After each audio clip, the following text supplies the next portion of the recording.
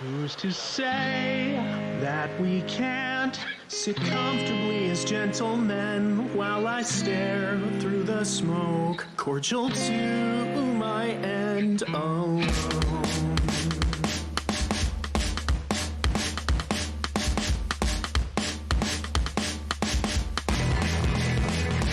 Who's to say that we can't sit comfortably as gentlemen while we stare at the ash?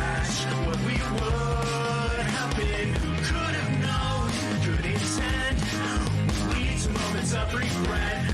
Be more scared of the past than what hasn't happened yet. Everybody seems to have forgotten to be sensible, but I love you. They need you. I wanted you to know.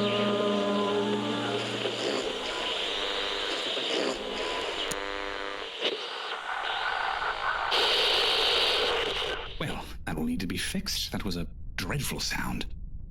Hello, my fellow gentlemen adventurers. I would like to ask you to forgive me for the delay. After the last broadcast, I felt it best to take some time to do some much-needed repairs. One of them was the transmitter. It is now mobile. It is not 100%, but I no longer need to waste Benny's many skills on lugging this device around. Yes, good luck with that. Benny is off to continue the work on the ley line detector. I've been holding debris from the labs and securing the containment chambers. I also constructed... Blast! Sorry. I'm a little out of sorts. Long nights, working hard. This is... well...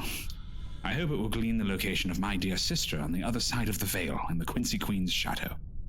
Magic is a slippery thing, and time is short, so we will be hot testing it now. We have two goals for today. First, to wake up my esteemed colleague, and second, to locate my sister. Between broadcasts, we agreed to meet at the same time in her room, with the hope that both sides sync up. Who knows? I honestly do not, so we will have to test it. For science and adventure. Speaking of which, hello and good welcomes to you all, my fine gentlemen journeyers, and welcome to High Tales and High Adventures on this, my dimensional romp. Today, our struggle to save my youngest sister begins in earnest. Now, let's away to the infirmary and get good Mr. Redford up and on his feet. I promise, dear listeners, we will finish the tour once we have fixed this current crisis. As many know, we have a lot to cover. The library, the labs, containment chambers, the mess hall, the gathering hall. There's the armory, the great gazing glass, and the crew cabins. That's the meat of it, not counting the sealed vaults, but there is so much more. I have tried a few things to wake Chester. No luck. The best thing would be to let him sleep it off, I think. Or get a qualified warlock in here, but we have neither the time nor the magic on hand, and so we must turn to science. And magic and science rarely play well together. So, it will be up to skill and luck. I guess it's lucky that these two are our gentlemen adventurers' greatest allies. Interestingly, this infirmary is also a backup jailing area. That may sound strange, but it is a dreadfully useful feature. Chester, you layabout lout. Are you awake yet? Right. To science then. Is he glowing? No. Good. Is he humming or floating? No. Good. Is he defying the rules of good sense and reality? I have a number of devices to check that, believe it or not. Looks good, at least from what I can tell. We are a little understaffed at the moment. Our good doctor retired before this struggle, and I heard he was doing well.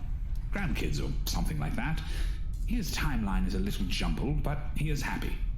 Bothersome I cannot know his name. A broken timeline is odd like that because, in a sense, we never met. I should have known this adventure was never meant to go well. Options, options. I have 30 minutes before meeting with Jennifer in her room. Give me a moment, listeners. I must consult some books. Right, back again, gentlemen. And I have options.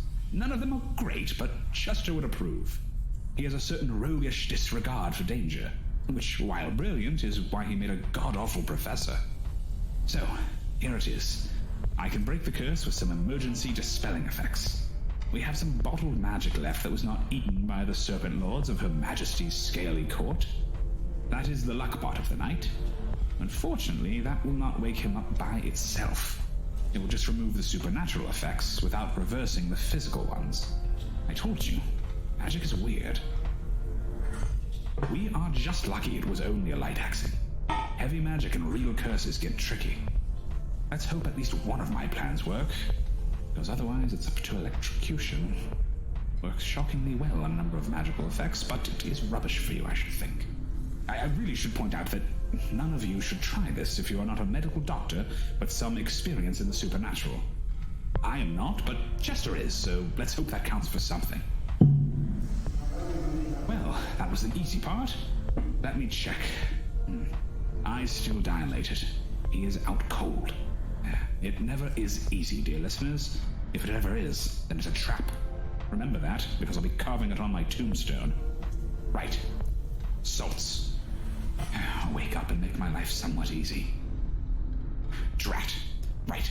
Time to get up, Chester. So, I have said a few times that magic does not play well with science, and I do not know the exact nature of this magic, so I dug around while reading and found a tonic. Judging by the supplies here, it's part magic, part not magic. Should be safer. The good doctor called this dragon's breath in a bottle.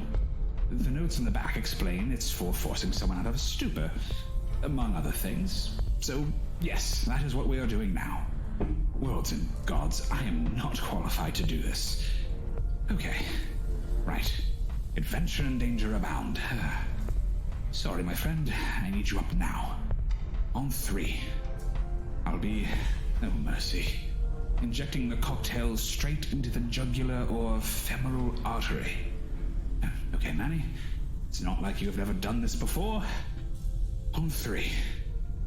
1, 2, fuck it, 3. Good heavens!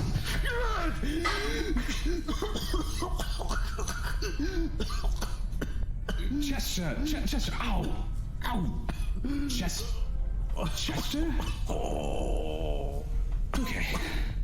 Okay, yes. It worked. Good. Did I get... Who kicked me? A flower. Benny, could you come to the infirmary? I have revived Chester. He will need looking after. Manfred? Yes. Welcome back. You were hexed by a flower. Dreadfully awkward. Look, time is short. I need to meet with Jennifer. She's trapped on the shadow side. Benny is coming over to see you. A good show waking up, by the way. I have to move now. I'll be back and fill you in. Benny will be here shortly. Okay, listeners, let's see if my new device works. Let's hope it does not plunge us into the shadow side. Hello, Benny. Chester is in a bit of a state. Let me just slip past you. A basic dispel and then an injection of dragon's breath. Reckless, I know, but we need the help and you know it. Chester is likely to suffer from overconfidence for a few hours, so try to contain him for a bit. I'll be back to take over as soon as I talk to Jennifer, so you can get back to work. Good man. Thank you. There.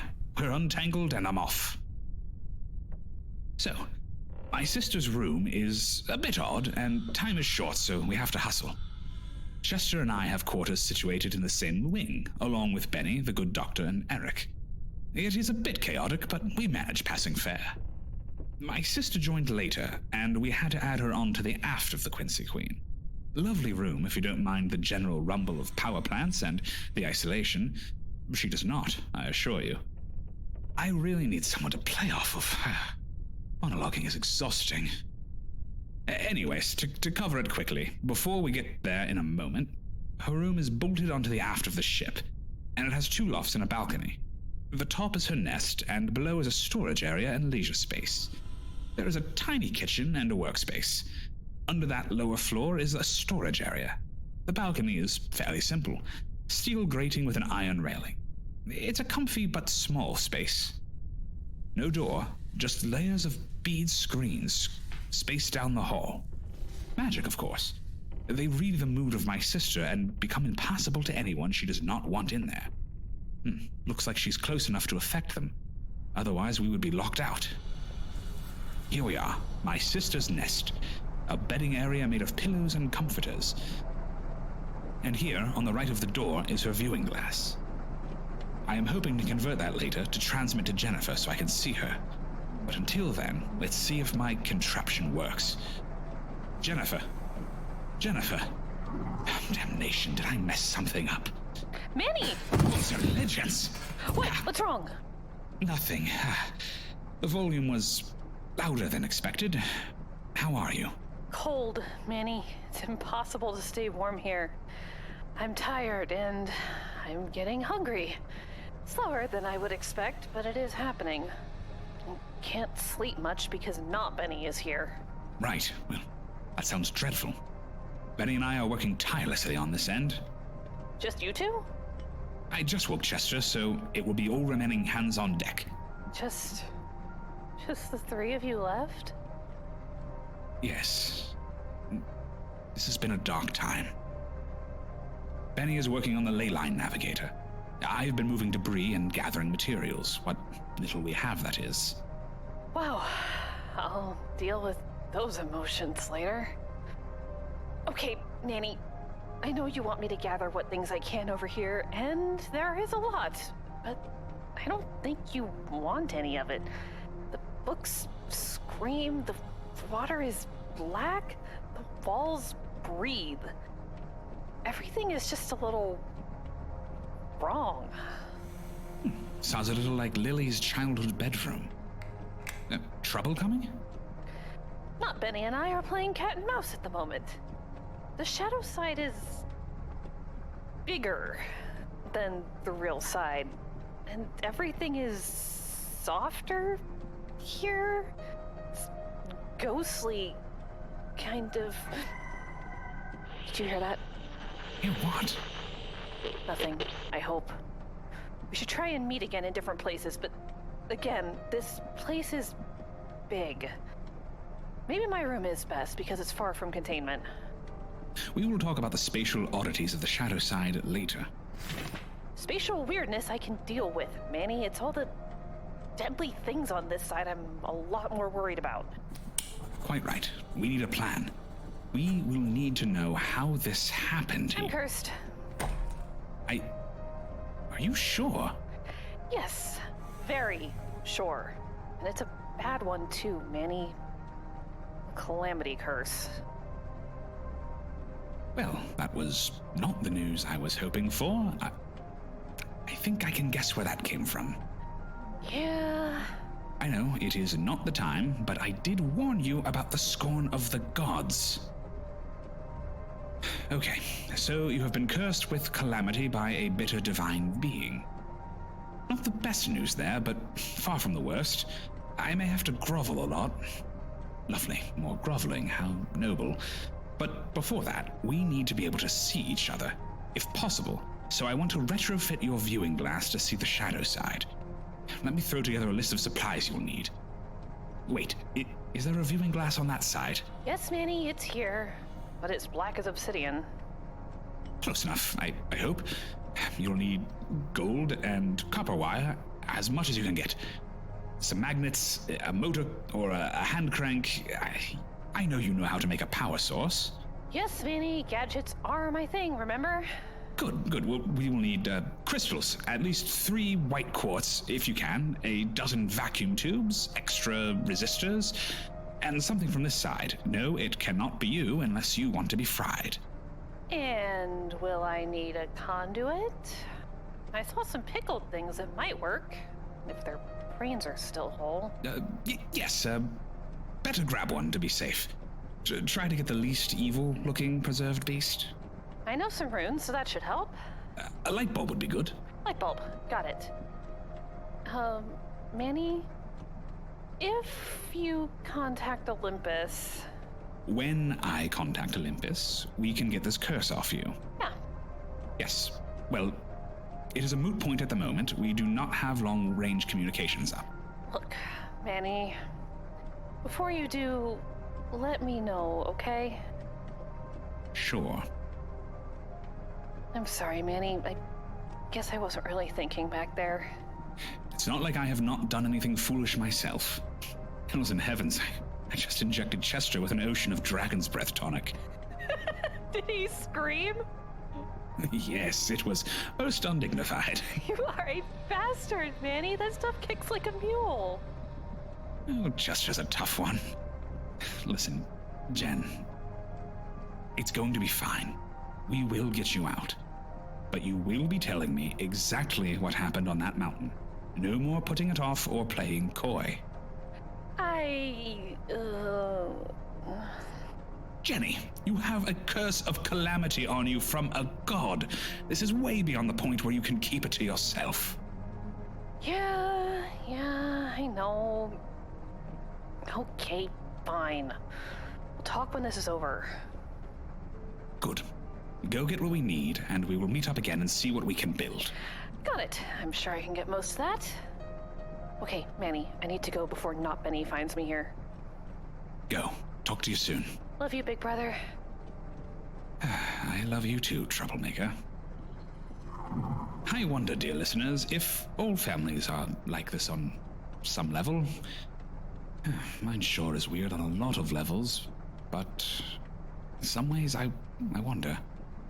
No time for that. The day needs to be saved. The heroes of the story are mostly reunited to do what must be done, and by gum, they'll have the grit and moxie to pull it off.